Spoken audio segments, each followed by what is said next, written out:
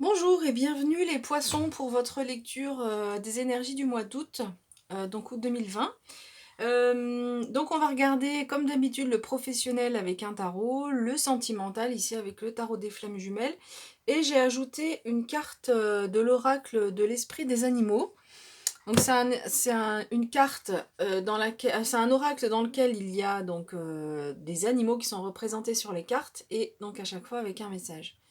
J'aime beaucoup les illustrations de cet oracle et les messages aussi sont assez... En général, c'est des messages qui sont positifs euh, et qui vont du coup donner une indication un peu générale sur le mois. Donc voilà, j'avais envie d'utiliser cet oracle pour ce mois. Donc en fait, je vais commencer par celui-ci, par l'oracle de l'esprit des animaux, pour voir un petit peu l'ambiance générale et éventuellement nuancer par rapport à ce qu'on peut avoir par la suite. Allez, on y va. Donc, je vous montre la carte. Vous avez les poissons, l'énergie de l'abeille. Donc l'abeille, il est question de communauté. L'abeille, elle vit en communauté avec des règles sociales précises. Donc sur ce mois d'août, vous aurez ce sentiment de faire partie d'une communauté. Alors ça peut être au travail, ou dans la famille, voilà, c'est vraiment général ici.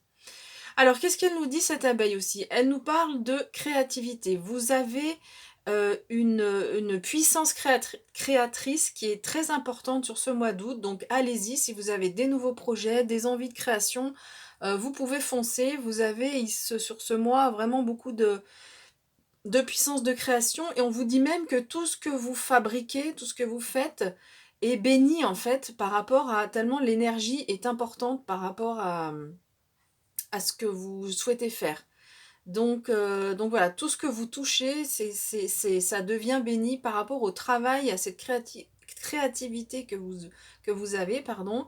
On vous dit aussi d'être ouvert pour recevoir de la gentillesse. Donc c'est plutôt sympathique, ça veut dire que c'est plutôt un mois dans lequel on reçoit, donc vous pouvez, il y a cette créativité où ça peut être sous forme de don, mais peut-être que vous créez pour vous, et on vous dit d'être ouvert, de garder l'esprit ouvert par rapport à la gentillesse, et on vous dit vous êtes la reine de l'abondance. Donc là, il y a vraiment une carte qui est ultra positive de façon générale sur vos énergies générales.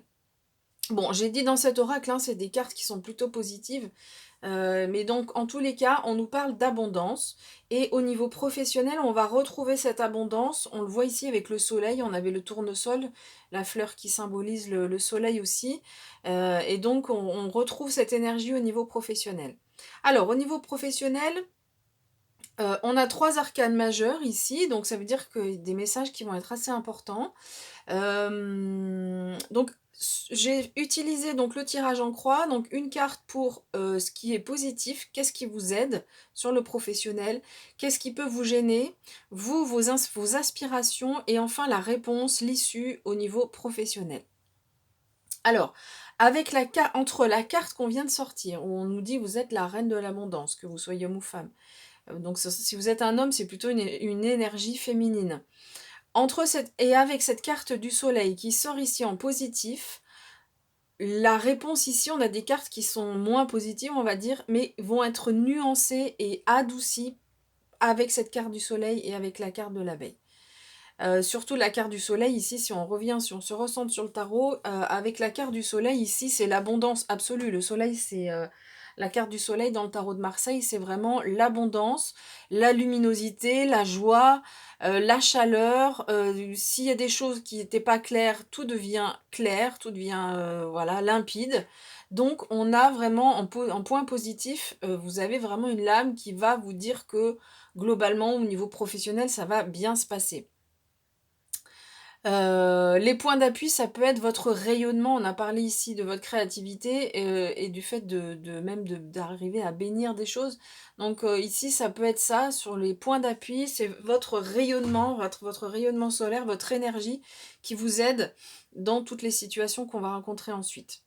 Alors, sur les points, ce qui peut vous gêner, on a ici la carte du jugement qui est présentée à l'envers et si je la relis avec ce qu'on a ici, peut-être que si vous avez des nouveaux projets, vous avez peut-être envie de nouveaux projets ou de créer des choses au niveau professionnel, on nous dit que c'est peut-être pas le moment. Il y a quelque chose qui va peut-être nous gêner pour vraiment avancer. Mais je le dis encore, c'est nuancé par rapport à la carte du soleil. Donc c'est une arcane majeure. Ça ici, ce sont vos aspirations. Donc on a la papesse présentée à l'envers. Alors au niveau de vos aspirations, j'ai le sentiment que... voilà, j'ai le sentiment que vous avez envie de retrouver plus d'intuition dans votre travail, plus de faire appel, oui, à vos intuitions. En lien et peut-être ici avec cette créativité, vous sentez que vous avez envie de créer des choses, vous avez envie d'aller de l'avant, vous avez des idées, et pour autant ça débouche pas forcément. On verra par la suite, mais on sent que vous avez envie de retrouver cette...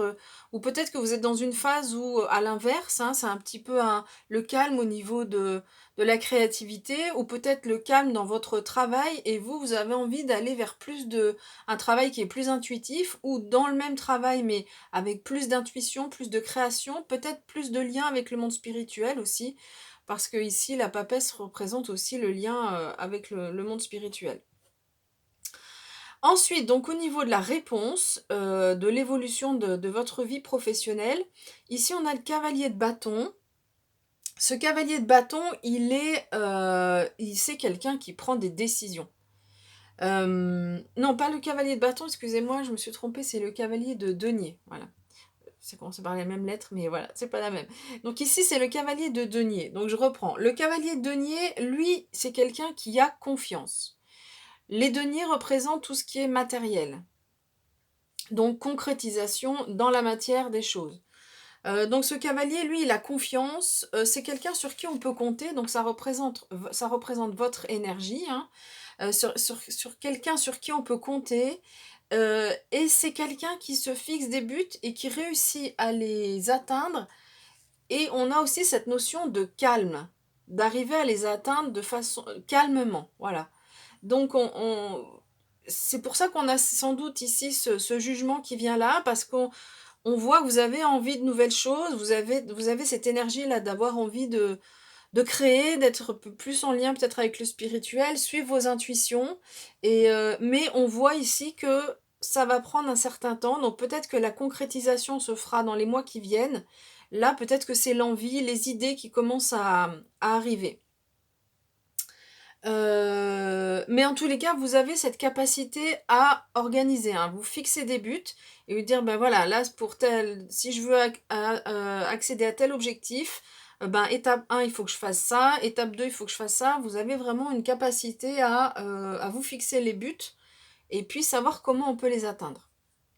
Alors, ensuite, on a cette carte du 2 d'épée qui nous parle ici d'être face à un dilemme.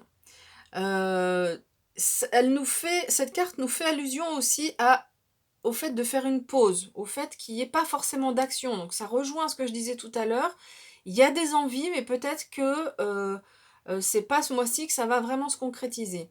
Et il y a des dilemmes, notamment peut-être par rapport à ce 3 d'épée, qui est un sentiment d'injustice. Alors, soit dans votre entourage, il y a quelqu'un vous vous sentez trahi par quelqu'un, vous sentez qu'il y a de l'injustice dans votre voie professionnelle, et du coup, vous vous posez des questions. Vous êtes sur un dilemme, est-ce que je dois bouger, pas bouger? On voit que visiblement, c'est pas sur le mois de juillet qu'il y a ce renouveau, mais vous, en tous les cas, vous aspirez à avoir plus de fluidité, on sent plus de légèreté dans votre vie professionnelle, parce que vous êtes dans cet état d'esprit qui est encore nuancé par ce soleil. Donc c'est quelque chose qui n'est pas grave du tout, c'est quelque chose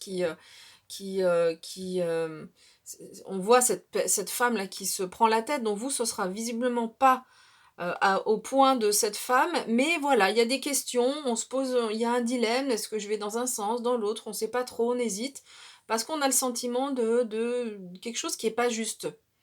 Et puis, avec ce soleil aussi, vraiment ici, j'ai envie de dire que ce dilemme, il va se lever, vous allez comprendre, vous allez trouver en fait la solution par rapport à ce passage, à ce doute, et vous allez comprendre les choses par rapport à ce sentiment d'injustice.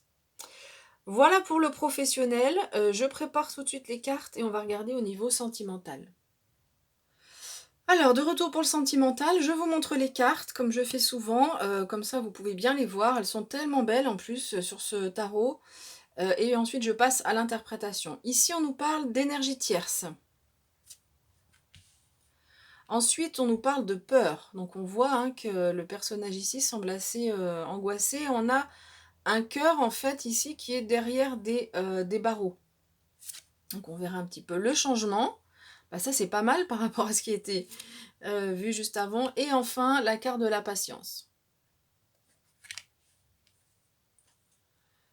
Alors, au niveau de l'interprétation, ce qu'on peut dire, c'est que ici, donc, je commence pour les personnes qui sont en couple. Si vous êtes en couple, il y a une énergie qui vient mettre son grain de sel dans votre couple. Donc ça peut être une personne, ça peut être la famille, ça peut être le professionnel.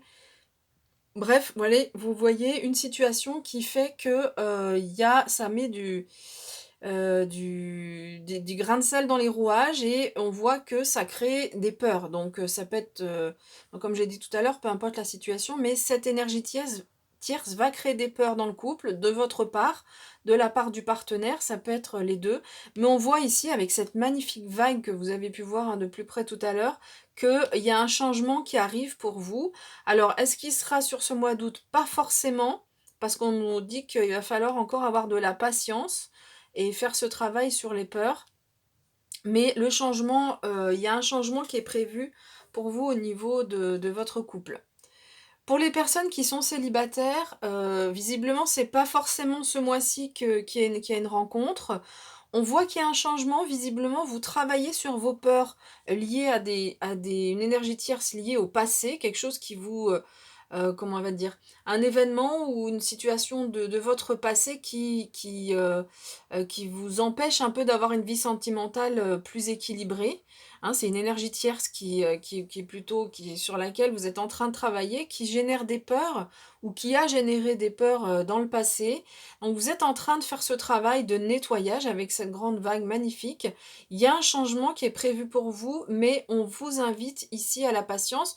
On avait, hein, vraiment sur ce mois d'août, les poissons, vous avez, que ce soit au niveau professionnel ou sentimental, il y a cette notion de patience, où on nous dit que les choses sont en train de se faire, mais c'est pas tout à fait pour maintenant.